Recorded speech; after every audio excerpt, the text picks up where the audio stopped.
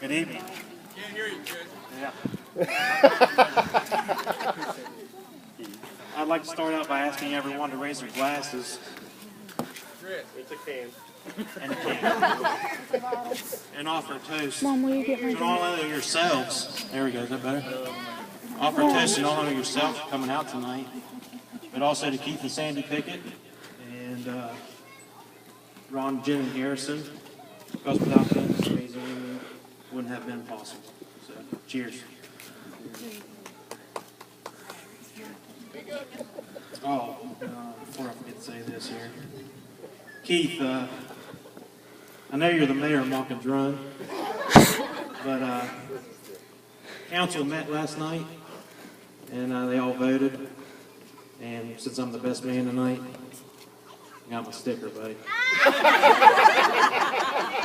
And I ain't giving it back. I promise you that. I want to know where you got it at. Can't tell you. I'd also like to take a moment here to thank Matt and Tiffany for asking me to be the best man. It's truly an honor to be a part of such a wonderful celebration. It's also a privilege that Matt, after all these years, finally admits that I am, in fact, the best man. As soon as Matt asked me to be the best man, I researched all my responsibilities, started preparing for this speech. Naturally, I turned to my family and friends for a helping hand. And the one piece of advice that everyone kept telling me is keep it short and sweet. But how long is short and sweet? Is 5 minutes enough? No. Is 10 minutes too much? Then someone else, has mentioned keep it as long as a groom can make love. And apparently, the combination of short and sweet and how long Matt can make love is less than 1 minute. And Tiffany confirmed this calculation. Speaking of Tiffany, can I get a round of applause for how beautiful she looks tonight, please? And as for Matt, my mother always told me that if you have anything nice to say, just don't say it at all. Tiff's not only beautiful, but she's also smart, funny, warm, loving, and caring. All of which are characteristics deserving of a good husband. So thank God she married Matt before she found that person. A couple years ago, I can remember Matt telling me that he went out to lunch with a really pretty girl. After he filled me in on all the details, I asked him who it was. I said, I'm not telling you because if it doesn't work out, I don't want to make a big deal. I don't want you to make a big deal out of you giving me a hard time. When I finally found out who that person was, I couldn't wait to meet her, I wanted to get to know her. Over 2 years later, I now know that Tiffany is one of the most kind-hearted people that I've ever met. She always welcomes you with open arms and a huge smile. All in all, she's just a downright great person that you can always be yourself around. And trust me, I've tested all these great qualities very thoroughly. I'll cover you up tonight. Thank you very much. Yeah, couch. Take the spot on the couch for me. Now, I've been on the third wheel on many dates. The third wheel on many dates, like bowling, for example, and not once did I ever feel like I didn't belong. She's been her DD on various occasions and never complained, not even once. I could go on and on, but I'm so happy and thankful that my best friend has someone as special as her to spend the rest of his life with. This is long, I'm telling you right now. So. As previously mentioned, I did a lot of research in preparing for this speech. And then I found out, according to tradition, I'm supposed to sing the groom's praises and tell you all about his many good points. I'm very sorry to say that I can't sing, and I won't lie. However, I'm fairly decent at telling a story or two that involve Matt and I.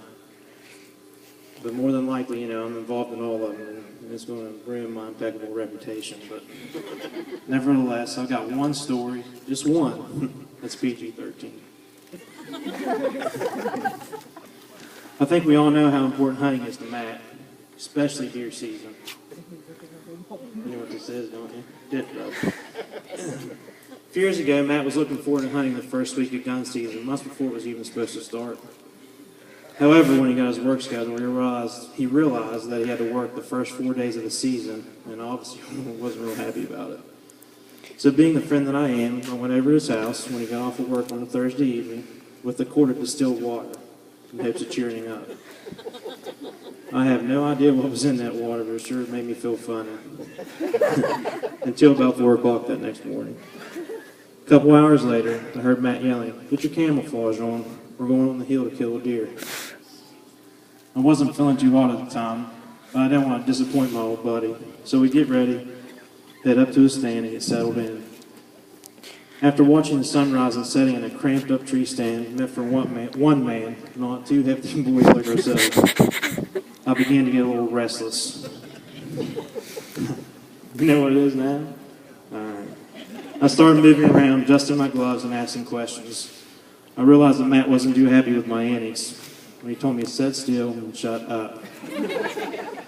But being the good Christian boy that I am, I followed orders and settled down.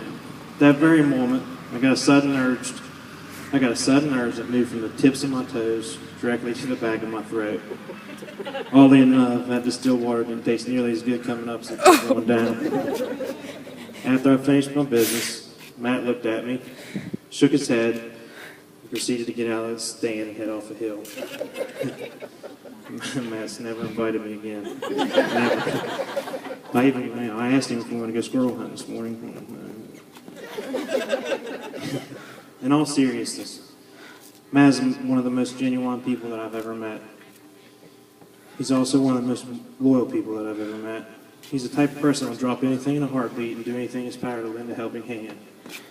Whether it's fixing up a vehicle, and Tiffany knows a lot about that, giving you advice, or assisting you in pulling your head out of your ass. Matt is your guy. I'm so lucky and fortunate to be able to call Matt my best friend. I can't thank you enough for all that you do for me. In closing, so we'll get back to eating here in a minute.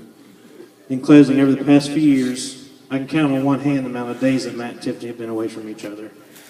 You know what? If you haven't got sick of each other yet, it's not going to happen. And that's what I call true love. Because marriage is not about finding a person you can live with. It's about finding the person you can't live without. You're going to have your good days, you're going to have your bad days, but in the end, you'll always have each other.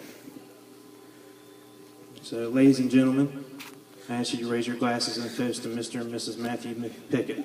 To love, to laughter, and to a happy ever after. Cheers.